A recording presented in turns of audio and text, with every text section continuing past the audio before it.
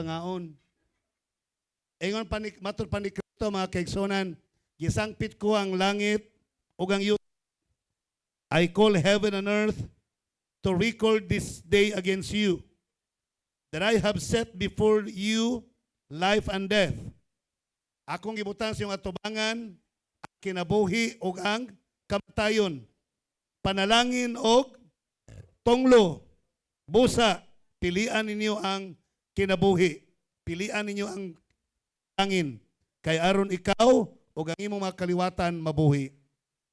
So, nining kabuntagon, gitambagan tang tanan, gipanawagan tang nga pilion nato ang life. Pilion nato ang blessing. Buti pasabot kung magsubra tao kaw nga sukar, tonglo. Kung magpugong tang mukaw nga sukar, panalangin. So asa man ta karong buntaga, sa tonglo or sa panalangin? Panalangin. Praise God. Sa James chapter 1 verse 14, verse and 15. So kinsa pa magi mo basa? Si kanang ato igsoon dia, sister, sa ngalan ani. Germaline.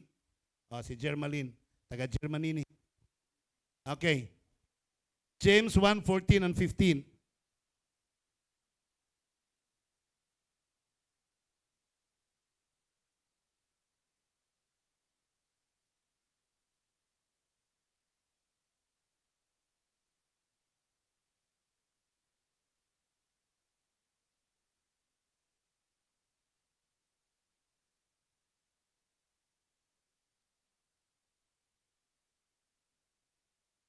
Okay?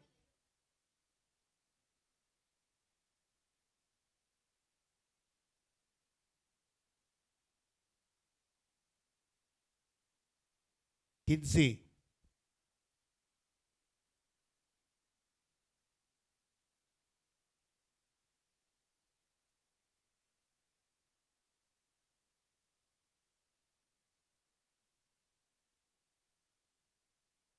Okay.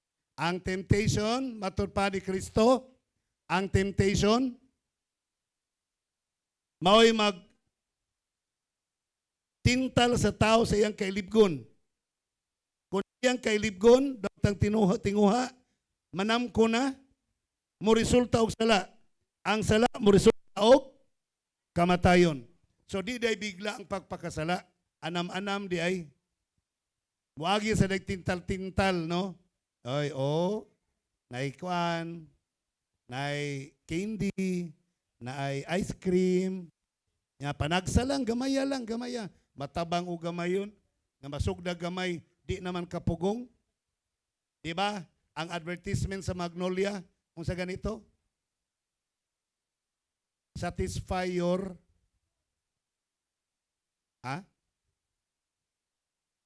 indulgence.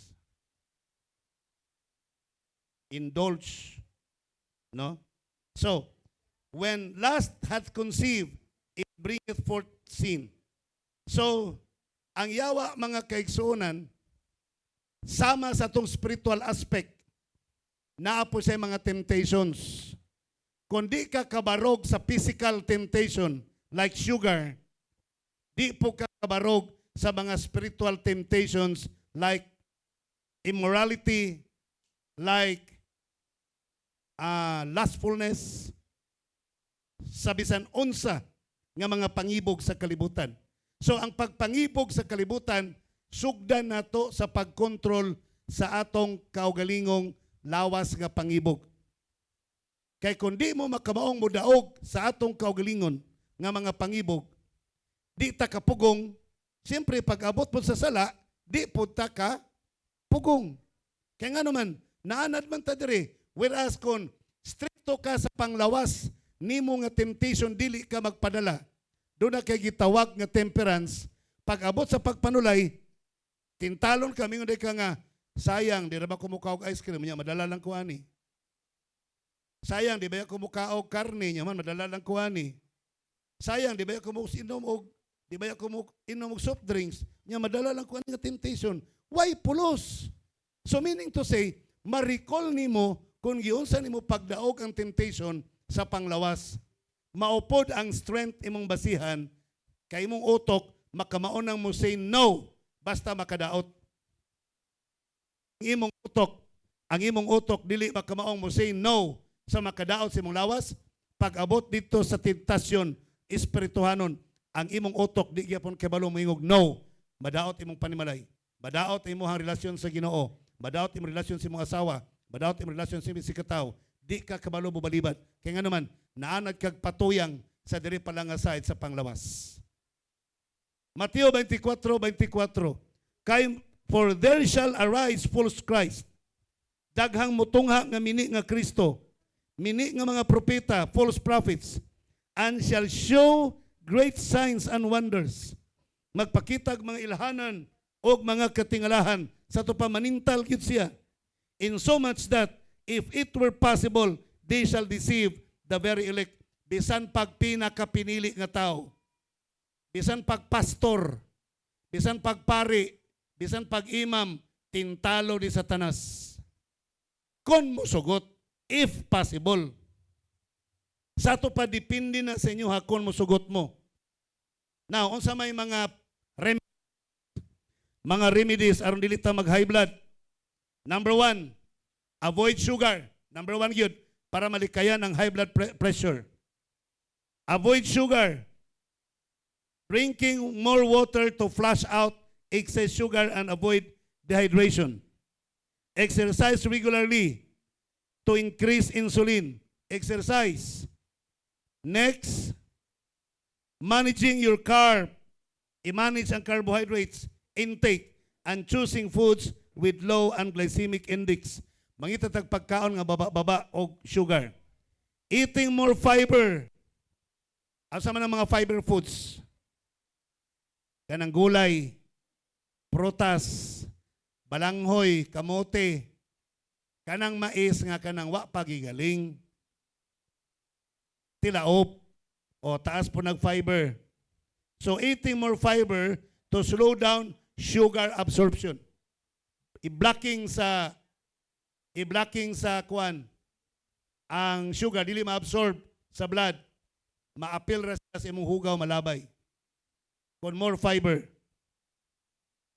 Managing your stress levels to prevent hormonal fluctuations. Magbantay nga di po mong ma-stress. Kaya ma-stress mo, musakay yung sugar. Namagot tayo gitawag og hormone nga glucagon. Kanang glucagon, pag makulbaan ka, ma-stress ka, mo na siya mo open sa daghang sugar nga tinaguan sa imong lawas. Mo na nga si bako na isunog, kabantay mo na isunog.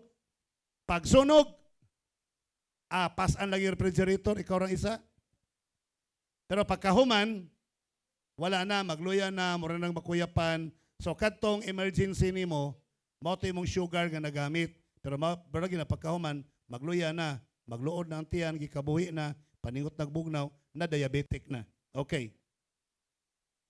Eating, monitoring your blood sugar levels regularly.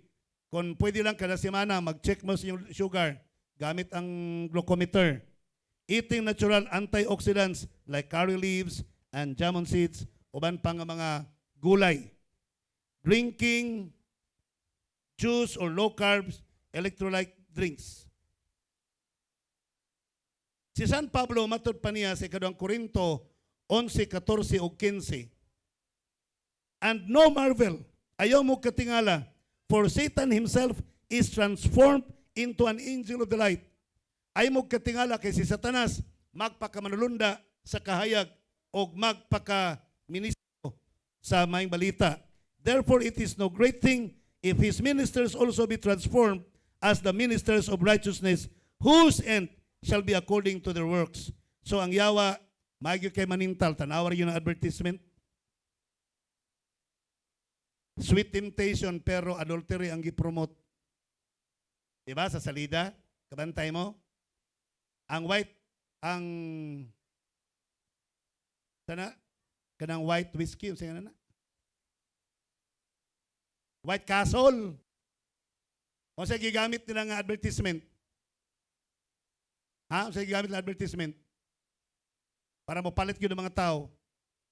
Babae nga way sinina halos.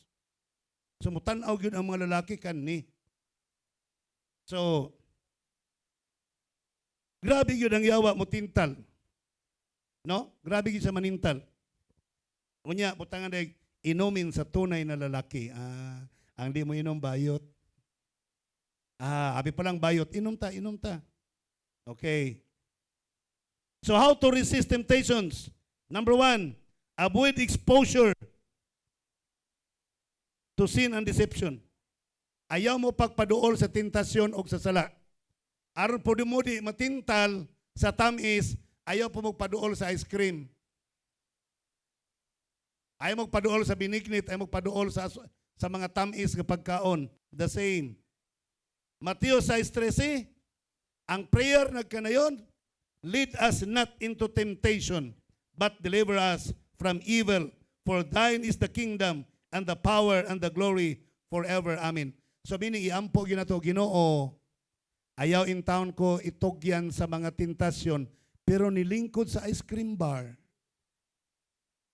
Nagtanaw-tanaw sa mga nangaon og ice cream. Ginoo, ayaw in town ko tintala og babay, pero tuwa nagpaduol sa mga babaeng gwapa nga may makatintal silang mga mata. Okay? So, unsay buhaton? 1 Timothy chapter 4 verse 13. Matod pa ni Ginoong Hesus, till I come, hangtod sa akong pag-abot, give attendance to reading, to exhortation, to doctrine. Hangtod sa pagbalik ni Kristo, mga kaigsunan, magsige tagbasa sa Biblia. Kay kini mao ang health manual. Mao ni ang mudipinsa nato aron dita makasala. Mao po ni mudipinsa nato aron dili ta makakaon og sobrang tamis sa atong kinabuhi. Revelation 1:3, blessed is he that readeth and they that hear the words of this prophecy and keep those things which are written therein, for the time is at hand. So, unsay naa sa Biblia? Ang nasa Biblia, mga pinangga kong magkaigsunan, bulahan ang tao na nagabasa sa Biblia. Gusto ba ta mabulahan? Yes or no? Yes. Kung gusto ta mabulahan, magbasa tag Biblia. Kaya hapit ang balik ang Ginoo. Pinagi sa balaang kasulatan, makamaotang mulakaw kauban ni Kristo everyday. Walking with Christ every day. Hebrews chapter 4 verse 15, for we have not an high priest which cannot be touched with the feeling of our infirmities. Ang atong high priest, nakasabot siya sa atong mga kaluyahon, but was in all points tempted like as we are, yet without sin. Si Kristo po gitintal po siya. Sama sa pagtintal kanato sa tanang butang. Gitintal siya babay, gitintal siya kwarta, gitintal siya posisyon, nga himuon siyang hari, gitintal siya tanan. I'm sure gitintal po siya ice cream. Wala lang ice cream pa sa una. Basta kay gitintal po siya pagkaon. Pero wala gyud siya magpakasala. Gipili niya nga dili magpakasala. Matod pa ni Ginoong Hesus, Mateo 5, 17, 18, 19, think not that I come to destroy the law. Ayaw mo pagunahuna nga mianhi ako aron sa pagbungkag sa balaod o sa mga propeta. I am not come to destroy but to fulfill. Wala ko muanhi aron sa pagbungkag, mianhi ko aron sa pagtuman.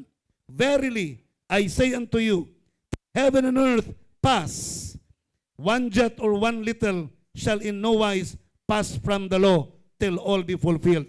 Samtang ang langit o ang yuta magapabilin, walay pagasayluan, bisan o sa katulpok o sa katkudlit sa balaod, hangtod ang tanan tumanon. Sa to pa ang tanang napulo kasugo tumanon. Whosoever therefore shall break one of these least commandments and shall teach men, so shall be called the least in the kingdom of heaven. And whosoever shall do and teach them, the same shall be called great in the kingdom of heaven. So mga kaigsunan, ang nagtuman sa balaod, isipon nga bantugan sa gingharian sa mga langit. Ang naningkamot nga bubarog, nga dili magpatintal ng kalibutana, aron matuman ang kabubuton sa Dios, ilhon nga bantugan sa gingharian sa mga langit. 1 Juan 2, 3, 4, 5, 6, matod pa. And whereby do we know that we know Him, if we keep His commandments?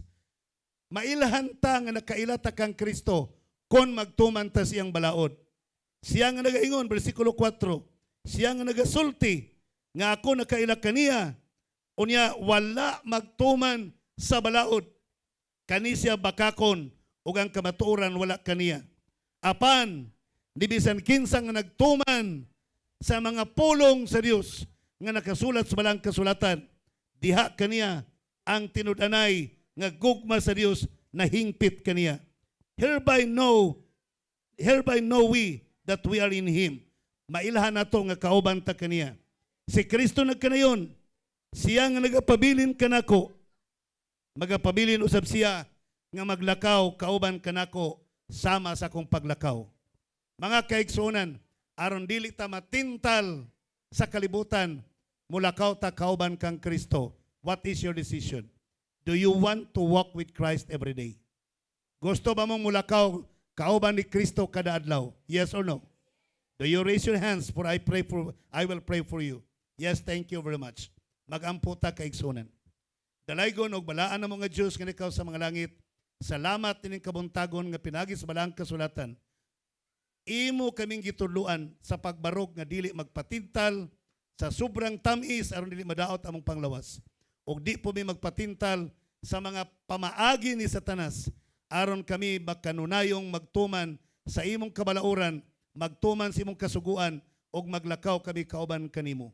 Ikaw magapanalangin kanila nga mga seminarians og kanamong tanan. Salamat sa pagpasaylo mo sa among mga salaog sa pagtubag mo sa among mga pagampo. Kini among gilauman nga madawat pinagi sa ngalan ni Hesukristo nga among maluluwas. Amen.